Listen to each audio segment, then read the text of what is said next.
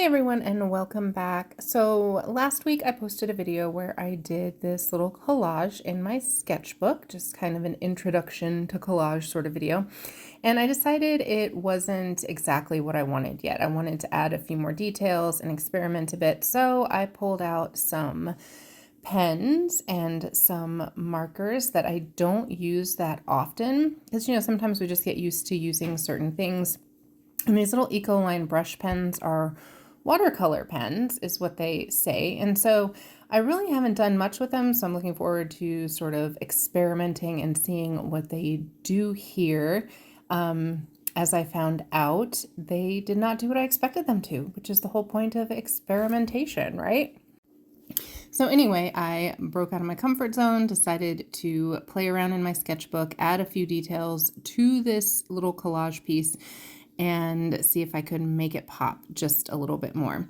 So these pens are water-based also, and I'm not super familiar with the colors. So you can see I started with a really dark blue and then decided I wanted to go in with a lighter blue and just sort of go around some of the paper pieces just to give them a little more dimension. Like I said, a little more pop of color, just something to accentuate the shapes a little bit, because I kind of felt like everything was sort of blurring together.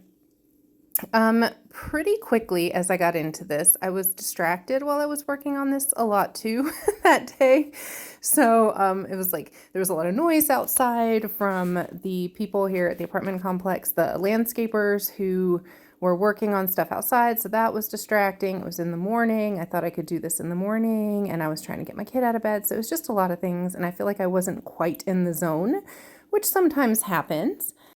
But again, this is all about experimenting. It's in the sketchbook, and this was really just trying to play around with the materials and see what they would do. So I encourage you, if you ever end up going down a path like this where it's just not quite working right, take a step back, regroup, and come back to it, and just don't be afraid to mess up. I think that was the biggest lesson I learned out of this. It's been a while since I let myself really just genuinely experiment with something and not care, so to speak. So one of the things I talked about in the collage video was initially looking at the general color scheme of the papers that you're using, and then going in and looking at the specific patterns, at the, the shapes that are within the papers, maybe color nuances and so on. And so that's what I decided to do here. I started feeling a little lost, so I decided to go in with just a darker green shade than the paper is and sort of accentuate those little areas in the pattern. So since I hadn't used these watercolor brush markers before, I decided to be smart and experiment a little bit with what they could do. So I encourage that. And then things went south pretty quickly. And when I was editing this the first go around, I noticed that at one point, you'll see it in just a minute, I thought the camera was rolling and it wasn't. So here we go. I ended up fast forwarding, but what I was trying to do was go in with water in that top right corner where I had done the blue. And since I thought, oh, they're watercolor markers, they would blend really well, that I could use them as sort of a watercolor. But you'll see where I'm going in with the brush again, trying to lighten it up a little bit. It didn't work that great with the brush markers, but with the water-based pens, it really did. So that's where on the green parts, I used the pens and the other markers, the thinner markers, and just added water to them to sort of soften those edges, darken some of the colors a bit, and add a little more depth. So that was the plan on some of these places where I thought it's a little too harsh. The lines are a little too harsh. My point was I wanted to soften it up a little bit, and I didn't seem to be getting that effect. So I did have fun with trying to get the markers to cooperate in that way. So after a while, kind of at this point, I think I started just like letting it go and thinking, okay, I'm just gonna go wild. I'm gonna work on some of these patterns. I'm just gonna check out what these markers will do. You can see where there's like kind of a blob happening on this little mountain. It was a little frustrating, and I think I was fighting it more than I needed to be fighting it. Also, where I just pushed that down, since we are working with collage and water and paper, these scrapbook papers that are not the thickest papers in the world, be cautious when you're going over things like this with anything water because it can loosen the glue a bit. I didn't really have too many issues with that, just let it dry in between and it was okay as well. But yeah, I think this was also, at this point, it started to become a lesson in overworking your project, right? So just getting in there, adding. And this is one of those things that can be difficult as well. It's like sometimes less is more. Sometimes more is more. Sometimes you have to battle through until you get something that you're happy with. I'm not really sure, honestly, that I was super happy with the end result of this, but I did want to share anyway, just to make the points about not being afraid to get in there and just do the things and overwork it sometimes. Again, this is in a sketchbook. This is all about experimentation, about making those mistakes, and my goodness, I think sometimes if you're going to make the mistakes, just make them big, just go all in, like go all the way with it. And sometimes you can come out on the other side and it actually has worked out okay. So I think ultimately I had to realize that this was just a kind of playing around, getting my fingers into these two types of markers that I haven't ever really used much.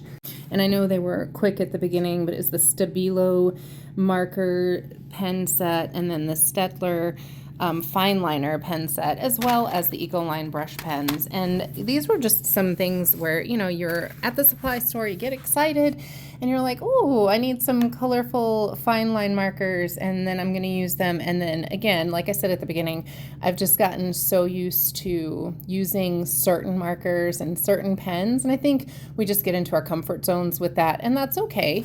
But it is good to also break loose, use all of the supplies that are in the drawers so that they're not just sad and lonely in there collecting dust. And so I think by the end of this, I thought I'm just gonna see what these materials do and I'm not gonna worry about it too much. And sometimes I think that is just what we have to do. Just let it go and let it loose.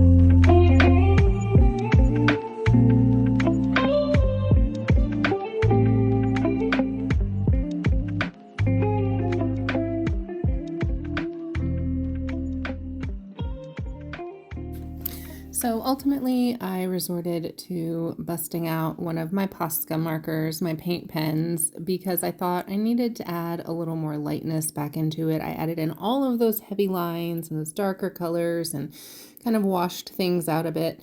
And one thing I noticed very quickly, you'll see where I'm struggling here on this mountain on the right, the paint pen was a little bit slippery on the scrapbook paper. So again, just learning what the materials will do, getting used to different materials. I've been kind of working basically with illustration board and micron pens and a very specific alcohol ink marker. And so it was good just to mess up a lot on this. I think it was not necessarily humbling. I think I tend to stay very humble. I don't think that's too much of an issue. I would hope not.